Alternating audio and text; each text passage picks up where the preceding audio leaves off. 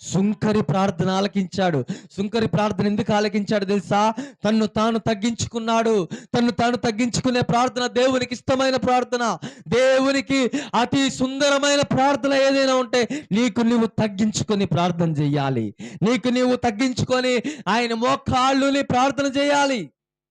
కానీ కొన్ని సంఘాలలో ప్రార్థన ఉండదండి. కొన్ని సంఘాలలో ఉజ్జీవము రాదు. ఎందుకు రాదు తెలుసా? ప్రార్థన లేదు. హల్లెలూయా. ఒకానొక సందర్భంలో ఒక ఇద్దరు పాస్టర్లు ఒకే ఏరియాలో సంఘాలు కట్టారంట.